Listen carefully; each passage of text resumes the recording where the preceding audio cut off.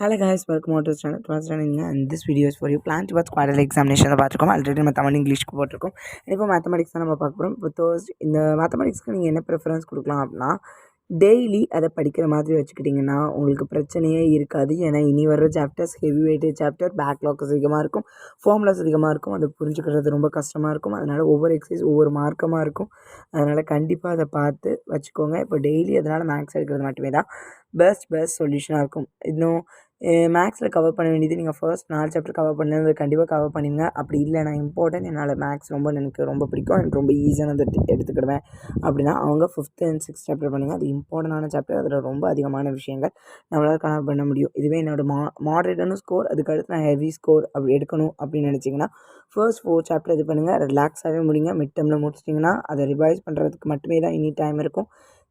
அங்கே முடிக்கலை அப்படின்னா கண்டிப்பாக அங்கே முடிச்சுட்டு இங்கே வாங்க. அது